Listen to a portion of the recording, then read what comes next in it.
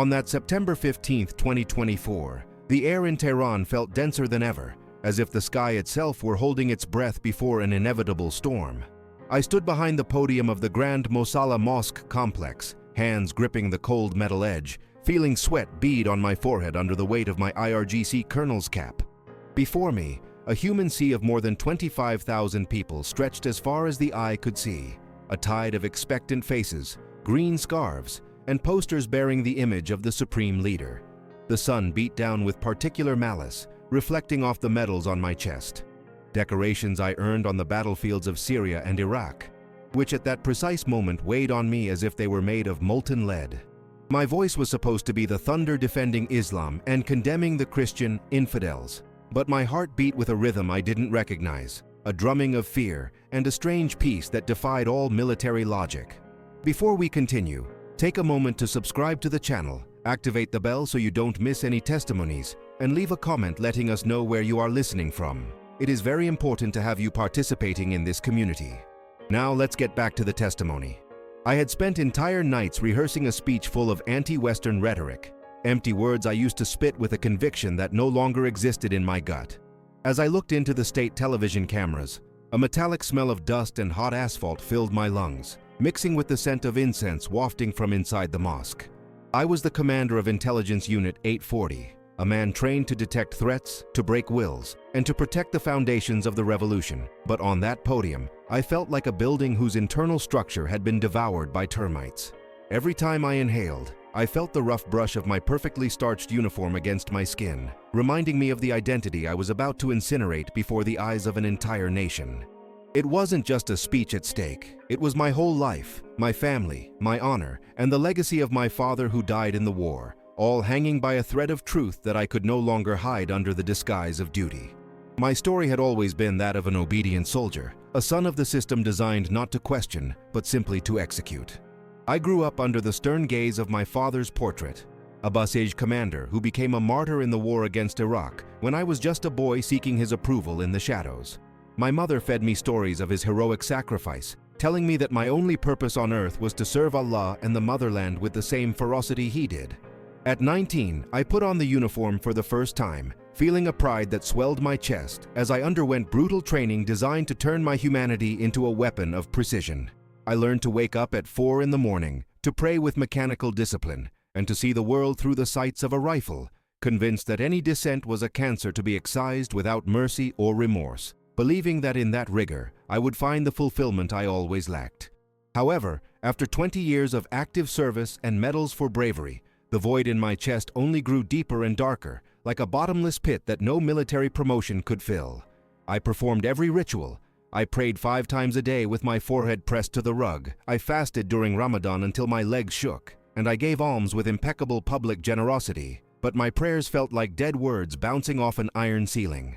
At night, I lay next to my wife Mariam, surrounded by all the comforts a high-ranking IRGC officer could desire, but I woke up feeling exhausted, as if I were running on an endless treadmill that led nowhere. There was something in the eyes of the Christians I myself persecuted and arrested in the basements of Tehran that deeply unsettled me, a peace that didn't depend on ranks or the system's approval, a spark of life that my performative religion failed to ignite despite all my efforts and my blind loyalty to the regime. My work in the intelligence unit consisted of monitoring the cracks in the system, and what I found terrified me before it saved me. Reports reaching my desk spoke of an invisible but unstoppable tide, thousands of Iranians secretly abandoning Islam. The regime in Qom was in absolute panic because this wasn't an armed political rebellion, but something much harder to fight, a spiritual conviction spreading like fire through dry brush. My duty was to hunt these people, dismantle their networks of underground house churches, and arrest their leaders before the contagion spread. Every file I opened was a slap to my own security. I read about officials, soldiers, and police officers risking torture or execution for reading a forbidden book. I felt the ground cracking beneath my feet because the more I pursued them, the more I realized they possessed a certainty that I, with all my military power, couldn't even imagine in my deepest dreams. I remember with painful clarity a raid in the Saadat Abad neighborhood in western Tehran, a night that changed my view of justice. We received a tip about a meeting on a 4th floor and assembled a team of 18 officers in full tactical gear, armed to the teeth as if we were facing a terrorist commando. We climbed the stairs in silence, the weight of our boots echoing in my ears and adrenaline burning my throat, expecting to find resistance or desperation behind the wood. Upon giving the signal, my men broke down the door with a ram, and we entered shouting orders, pointing our flashlights and rifles into the darkness of the living room. But what we found was not violence, but a circle of 20 people sitting on the floor, men and women of all ages holding small Bibles against their chests. There were no screams of panic or attempts to flee. The silence that greeted us was so dense and charged with a strange presence that my fingers, ready on the trigger, began to tremble uncontrollably. What impacted me most about those believers was not their disobedience, but the supernatural calm emanating from their faces as we roughly handcuffed them. I have participated in hundreds of arrests of criminals and political opponents, and the air is always filled with hatred, weeping, or desperate pleas for mercy. These Christians were different. They looked at us with a compassion that was both offensive and baffling to me, some even smiling with a peace that seemed to shine through their tired skin. As my men dragged an elderly woman toward the exit, she looked me straight in the eyes, and I saw no trace of resentment, but a deep sadness for me, as if I were the true prisoner in that room. That image haunted me for weeks, us in helmets, bulletproof vests, and assault rifles, feeling small in front of a group of unarmed people whose only defense was a joy we couldn't take from them, even with all the force of the state. We took them to Evin prison, but I felt they took a piece of my own freedom with them that night. In the interrogation rooms of Section 209, I tried to break their will with the coldness of one who believes they have the absolute truth on their side, but I failed miserably. I asked them why they had abandoned the religion of their fathers and grandfathers for a foreign prophet, threatening them with the gallows if they didn't return to Islam or give up the names of other converts. Their answers were always the same, spoken in a soft but firm voice that cut through the stale air of the cell like a sword. They said they had sought God all their lives in rituals and fasting, but had found only silence until Jesus appeared to them in dreams or visions, calling them by their own names. They spoke of a love that didn't demand to be earned, of a salvation that was a gift, and not a burden of impossible works to fulfill for a harsh judge. Their testimonies began to open cracks in my own armor. While they spoke of their encounter with the man in white, I felt my own faith crumbling, exposing the arid, dry desert that was my soul. There was one man who stood out among all the detainees, someone whose gaze seemed to pierce through the concrete walls of Evin prison with unbreakable strength. His name was Kaveh Barami, an engineer who had worked for the government before his conversion and who now faced the abyss with a serenity that infuriated me deeply. He was in his 50s, spoke with articulated clarity, and showed not the slightest sign of hesitation in the face of my darkest threats. I threatened him with immediate execution if he didn't give me the names of the other network leaders. I told him his wife and children would be hunted and severely punished for his inexcusable treason against the state. However, he just listened to me, motionless and calm, as if my words were just powerless wind hitting an ancient rock. I shouted, slammed the table, and used all my intelligence training to find a crack in his confidence, but nothing seemed to shake that man's internal structure. Frustrated by his absolute resistance, I asked the question that had been burning in my mind since the first raid. Why are you so different from everyone else I interrogate? Why do you act as if you've already won, even while in a solitary cell facing certain death? It was then that Kaveh looked at me with eyes so kind, they seemed to carry the entire weight of my own spiritual misery. He said something that pierced my heart like a sharp combat knife. Colonel Tagavi, we are different because we found the one who loves us more than life itself. Once you experience that kind of love, nothing in this world can control you anymore. Not fear, not pain, not even death. He spoke with such deep conviction that the air in the interrogation room suddenly felt insufficient for my lungs. He said I could take everything from them, but I could never steal what Jesus had given them, and that kept echoing within me. I tried to dismiss what I heard as the delusions of a brainwashed fanatic, but the truth was that my own life seemed hollow and meaningless compared to his peace. I had everything the world said I should want: power, respect, wealth, and a stable family that honored me before everyone. Yet I felt a void that no promotion or combat medal could fill, a feeling that I was just an empty shell moved by the inertia of a duty that exhausted me.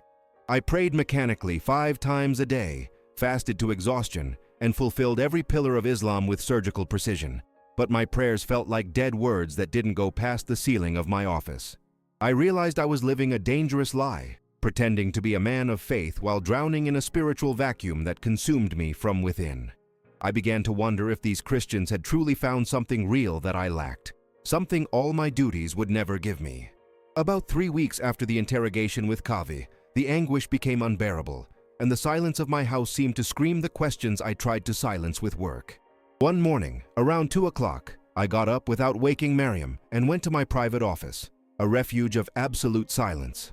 I locked the door and sat in total darkness, feeling more alone and desperate than on any battlefield I had ever been on in 20 years of service.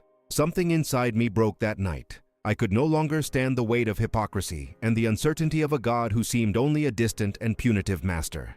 I began to speak aloud, not in Arabic as in the formal prayers I had memorized, but in Farsi, using my own simple, raw words. God, if you are really there, and if you really care about me, I need you to show me the truth. I followed Islam because they told me it was the right way, but I feel dead inside and I don't know what to do. I felt like a fool talking to the air like that, but desperation was greater than any sense of ridicule or fear of being discovered by some wiretap in my own office. I sat there, enveloped by the deathly silence for almost an hour, waiting for a sign, a voice, or any tremor to confirm that I wasn't just losing my sanity under the pressure of the job. But nothing happened. The room remained dark, cold, and indifferent to my pleas, and I could only hear the sound of my own heavy, irregular breathing echoing off the walls. I gave up around 3 in the morning and went back to the bedroom, feeling even more defeated and empty, convinced that my soul was a desert where even God didn't want to walk. I thought the stress of operations and the weight of secret doubts were finally destroying my mind. However, 3 nights later, on an ordinary Thursday, everything I knew about reality was shattered forever. I woke up suddenly in the middle of the night with my heart beating with violent force against my ribs, as if trying to escape my chest before an imminent and fatal impact. Upon opening my eyes, I realized the room was not dark, but filled with a pure white light that didn't come from any lamp, window, or crack in the door. It was a clarity that seemed to emanate from everywhere at once, bright but not aggressive to the eyes, warm but without burning, bringing an atmosphere that made every fiber of my body vibrate in alert. At the foot of my bed, I saw a figure that took my breath away completely. A man dressed in a shining white robe, whose face was so radiant that looking directly at him was like staring into the sun. I should have felt the absolute terror a soldier feels before a superior enemy, but I was flooded by a deep peace that no military or religious glory had ever offered me in decades of searching. The man didn't move immediately, but I felt his eyes fixed on me with an intensity that seemed to read every secret chapter of my story, from the glories to the most hidden sins. I expected to be condemned or crushed by his holiness, but what I felt coming from him was an overwhelming and unconditional love that melted my colonel's resistance. Then he spoke, and his voice was unlike any earthly sound. It was gentle and powerful at the same time, echoing inside my chest with an authority that made me tremble. He spoke in perfect Farsi, which shocked me, as I was taught that God only spoke the sacred language of the Quran. He said only, "Arash." The sound of my name coming from that mouth was as if he were calling me home after decades lost in a bloody war. At that moment, all my medals, positions, and titles became worthless trash before that sacred presence that offered me everything without asking for anything in return except my surrender. I fell from the bed straight to my knees on the cold floor, sobbing without being able to hold back the tears washing my battle-hardened soldier's face. Between sobs, I asked who he was, though my heart already knew the answer before my lips could even formulate the question. He approached, and the light around him became even more intense, filling every cubic inch of that room with an unbearable glory. He said, "I am Jesus, the Son of God, and I died for your sins so that you could have eternal life." In that instant, I felt something physical happen in my chest, as if a lead weight I had carried for 45 years had been torn out and evaporated into the air. I felt clean for the first time in my entire existence, as if every shameful act of the past had been washed away. The light began to fade slowly, but the mark it left on my spirit was permanent and indestructible, changing my destiny forever. The next morning, I woke up with a feeling of lightness that seemed impossible for a man in my position. I looked at the ceiling, half expecting the white light to still be there, but the Tehran sun was already coming through the cracks in the curtains in an ordinary way, revealing dust floating in the air. Mariam slept beside me, breathing calmly, having no idea of the spiritual revolution that had occurred just feet away from her during the night. I got up and walked to the bathroom mirror, but I didn't see the same implacable colonel. I saw a man whose eyes seemed to have been washed by a rain that cleaned away decades of dust, hate, and blood. I looked at my hanging uniform with all its insignia of power and authority and felt a pang of deep sadness. Those pieces of metal and cloth, once my greatest pride, now seemed like lifeless rags, symbols of a cause I could no longer embrace. I was a follower of Jesus Christ, hidden in the armor of a regime that hated him. The days that followed were the strangest and most distressing of my military career, for I had to act as Colonel Arash Togavi while my spirit cried out for the exact opposite. I went to the barracks, participated in security meetings, and signed reports on threats to the state. But inside, I was in constant silent prayer, asking for strength not to crumble. Every time I had to participate in Friday prayers at the mosque or listen to inflamed speeches against Christianity, I felt physically ill, as if I were swallowing poison to keep up appearances. I was a master of infiltration and counterintelligence, but now the infiltration was in my own life. I looked at my subordinates and felt a compassion that scared me. They were exactly as I once was, blind and lost in a system of fear.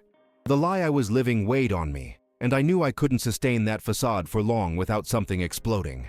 I desperately needed to talk to someone who understood what I was going through, someone who knew this Jesus who had invaded my reality without asking for permission. I remembered Kaveh Bahrami, the engineer I had interrogated weeks earlier, whose words had planted the seed of doubt in my arid heart. I used my security credentials to search the Evin prison records and found that he had been released after paying a heavy bail and receiving an official warning from the regime. I wrote down his home address with trembling hands, knowing that visiting him in person was a monumental risk that could cost me my career and freedom if someone followed me. I drove an unmarked car to his neighborhood, obsessively checking the rearview mirror to ensure no agent from my own unit was on my tail. I stopped 2 blocks from his house, feeling cold sweat run down my back. I knocked on the door and a woman opened it, turning pale instantly upon seeing my face. I was still wearing parts of my uniform that identified me as someone from the regime's high ranks. I asked to speak with Kaveh privately, trying to soften my voice so as not to seem like a threat, but the dread in her eyes was palpable and painful to see. When Kaveh appeared in the room, his expression of confusion transformed into something that seemed like spiritual recognition when he locked eyes with mine. We went into a small kitchenette, and I poured everything out at once, without detours or defenses. Jesus appeared to me, Kaveh. He spoke to me in my room, and now I don't know what to do with my life. The silence that followed was filled by a smile that slowly opened on his face, a glow of pure joy that made him hug me as if we were blood brothers. He said he had prayed for me every day since he left the cell, believing in the impossible. 2 weeks later, Kaveh organized my baptism in absolute secret, in a damp basement in the Ekbatan neighborhood. The smell of wet concrete and mold mixed with the aroma of tea someone was preparing in a corner. There were about 15 people there, all ex-Muslims who had found the same light I had. When I entered, I felt a shiver that wasn't from the cold, but from a spiritual electricity that seemed to charge the air. They filled a large blue plastic container with water and asked me to confess my faith. My hands shook as I said aloud for the first time, "I believe that Jesus Christ is the Son of God." As I was immersed in that cold water, I felt as if the layers of hate and blood from the battlefronts were being torn from my soul. I came out of the water gasping, feeling a purity that no Islamic purification ritual had ever provided. The silent embrace of those strangers, who were now my real family, healed wounds in my hardened heart that I didn't even know I had. I began attending those secret meetings every Thursday, living on the razor's edge between military command and clandestine worship. I heard testimonies that seemed like echoes of my own soul. A young university student who saw Jesus while studying, a Basij militia soldier who abandoned his rifle after a vision in the desert. There, in the silence of the basements, I understood that what was happening in Iran was something no army or intelligence service could stop. It was a movement without visible human leaders, without paper records, moved only by dreams and supernatural encounters. I looked at those people, old, young, rich, and poor, and saw in them a courage that I, with all my military training, was still learning to have. They weren't afraid of prison or death because they had already died to the world and been reborn into something eternal. The contrast between the peace of those dark rooms and the violence of my daily work became increasingly unbearable for me.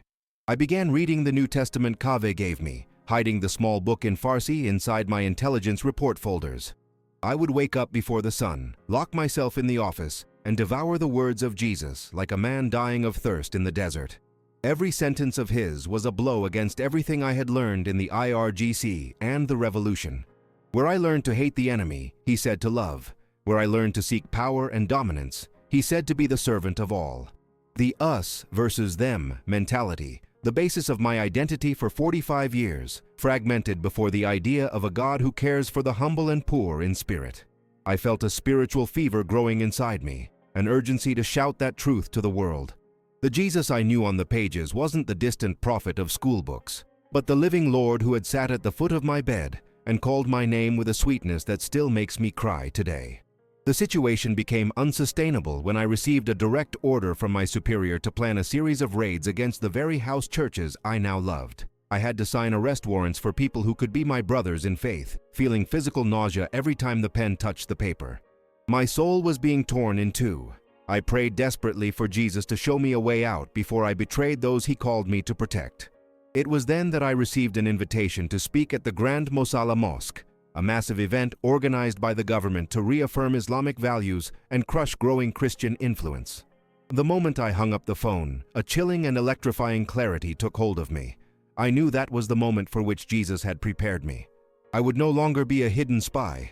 I would be a voice crying out in the heart of the system, whatever it cost my life or my family. I spent the next 2 weeks in a state of constant vigil, where every minute seemed to carry the weight of an eternity. I looked at Miriam and my children during dinner, feeling a knot in my throat that prevented me from swallowing food, knowing I was about to blow their world into 1,000 pieces.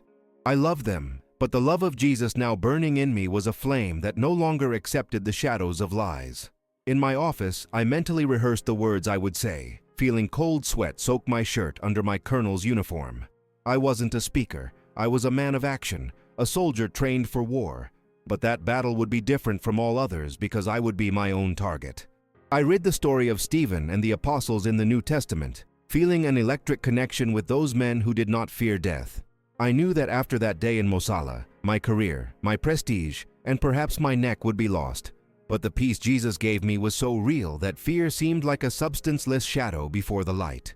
The morning of September 15th, 2024, dawned with a metallic blue sky and a heat that was already suffocating Tehran from the early hours. I put on my full uniform, pinning every medal with surgical precision, feeling the cold metal against my trembling fingers. Every insignia of command felt like a nail I was driving into my old identity. Upon arriving at the Mosala Mosque complex, the scene was of overwhelming magnitude. A human tide of more than 25,000 people squeezed under the strong sun, creating a constant hum that vibrated in the asphalt. The presence of police and Basij militiamen was pervasive, monitoring every movement with hawk-like eyes. Amidst that fanatical and noisy crowd, I began to notice different faces. People who didn't shout slogans but maintained an expression of absolute serenity.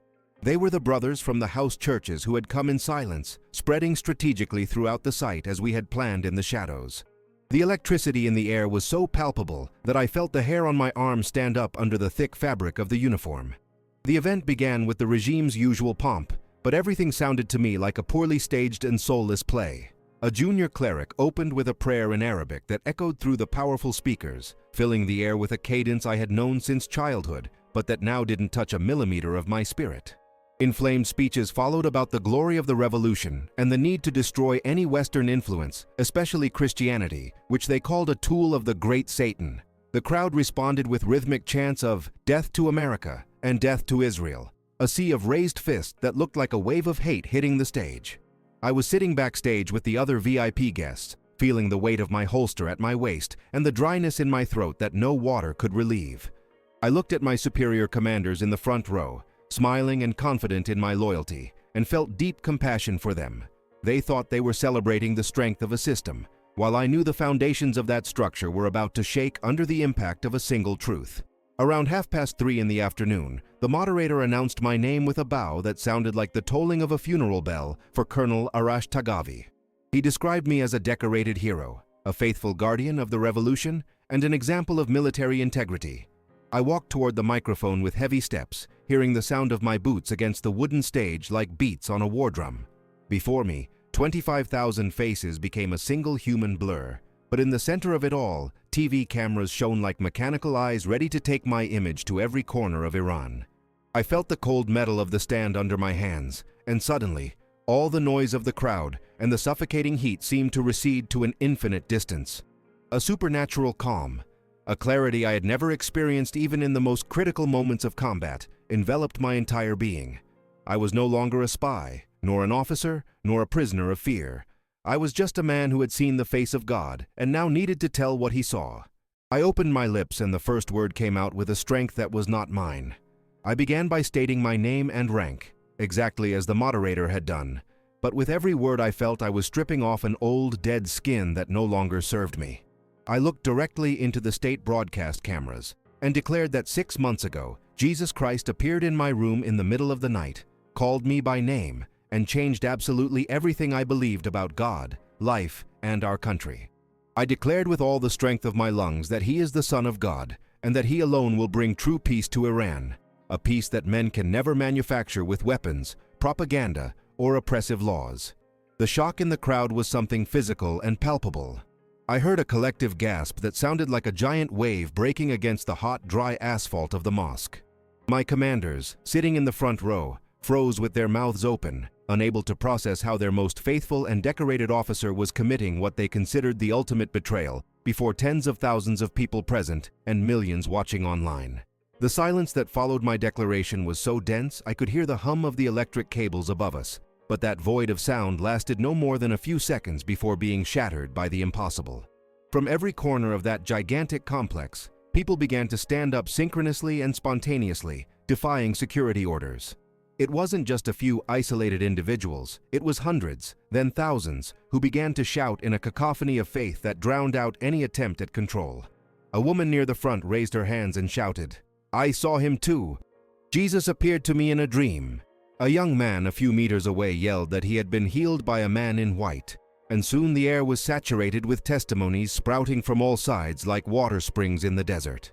The event that was supposed to be a demonstration of the regime's strength transformed, before my tearful eyes, into the greatest public confession of Christian faith in the modern history of Iran, a supernatural phenomenon that no one there could have orchestrated or even predicted.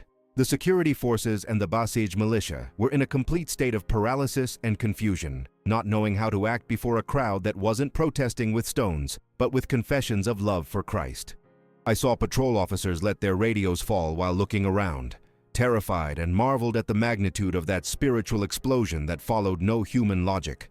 I remained at the microphone, feeling that every word of mine was carried by a breath that was not mine, preaching the freedom that only Jesus offers, while my superiors began to recover from the shock and bark arrest orders.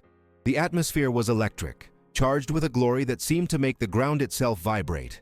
I knew those images were being broadcast live to the entire Middle East before anyone could cut the signal. The regime's propaganda had been hijacked by God Himself, and I felt a wild and indescribable joy, even knowing those would be the last moments of my physical freedom for a time I could not measure.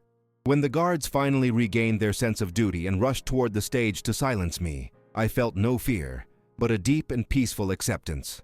I was grabbed violently, my arms were twisted back, and I felt the cold metal of handcuffs tightening painfully on my wrists as they dragged me away from the microphone.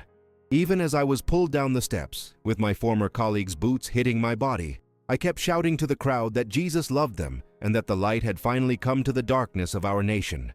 I saw soldiers' faces crying as they hit me. I saw civilians kneeling in prayer amidst the chaos. And I knew, with a certainty that went beyond military intelligence, that the blow struck there was fatal to the system. They could lock me in the darkest cell of heaven. They could erase my name from the records and call me a traitor. But they could never erase what those thousands of eyes had seen and what those thousands of hearts had felt on that scorching afternoon. I was thrown into the back of an armored van where the smell of diesel oil and old sweat impregnated the stifling air. My head throbbed from a rifle butt strike I received in the confusion on stage, and the metallic taste of blood flooded my mouth with every short, painful breath. Arriving at Evin Prison, I was dragged through icy corridors that seemed endless, where the sound of slamming iron doors echoed like death sentences. They threw me into cell 209, a 2-by-2-meter concrete hole, windowless and with only a dim, flickering bulb creating distorted shadows on the peeling walls. I sat on the cold floor, feeling the dampness penetrate my bones, but there was no fear in my spirit. The same peace of Mosala was there, in that darkness, as real as the walls surrounding me. I was a colonel imprisoned for treason, But for the first time in my life, I felt free from the weight of wearing a mask of lies that had suffocated me for decades of service to the regime. Interrogations began the next morning under the blinding light of spotlights that burned my sleep-deprived eyes. They alternated between the brutal violence of kicks and psychological torture, showing me photos of Miriam and my children crying, saying they would pay for my insanity. The interrogator, a man I knew personally, growled in my ear that I was a traitor and that my death would be slow and shameful. He offered me a script where I would say I was recruited by foreign agencies and that my testimony about Jesus was just a delusion. Every time I refused to sign, his anger grew, but I saw something beyond the fury. I saw fear. The regime was terrified because the video of my speech had already crossed Iran's borders, and news of officers converting arrived every minute, like cracks that could no longer be ignored in the base of a marble monument about to fall under the weight of truth. During the weeks in that dungeon, the sense of time began to dissolve in a way I could no longer explain logically. Nights of isolation became moments of such intense communion that the cell walls seemed to disappear, giving way to a vision of all of Iran being illuminated by lights turning on in every city, from Tehran to Shiraz. I heard whispers from guards talking about how the movement wouldn't stop growing, about how people were taking to the streets to declare their faith, ignoring the danger of patrols. My personal life and my future no longer mattered. I felt I had been just a small tool used to break a seal that kept my people in darkness. The mission was accomplished, and the silence of the cell transformed into a spiritual lullaby that calmed me while I waited for my final fate, be it freedom or public execution under the Tehran sun that now shone with a different light. Today, as I write this account from a secret place, the memory of how I left that cell is still a mist of mystery that defies any rational explanation. I remember only one last flash in the darkness of Evan, a warmth that didn't come from the sun, and a silence so absolute that my own heartbeat seemed to stop for an eternal instant. The phenomenon that began in my room months ago simply ceased as abruptly as it had appeared, leaving me in a new world with a permanent mark that no torture can erase from my soul. There are no words in military manuals that can describe the transition between that basement and the peace where I find myself now, without records, without traces, only with the certainty that what happened was real. The experience simply closed like a heavy door, leaving me with the chronic inability to explain what I lived. The mystery remains, the light is gone, but the one writing this is just an echo of something unstoppable. This account is proof that for God, nothing is impossible. Do you believe such a light could transform your reality today? We want to hear from you. Share your opinion or experience in the comments. Subscribe and activate notifications so you don't miss any transforming content. Don't leave without watching the next video appearing on your screen now to continue being edified. Thank you, and may God bless you.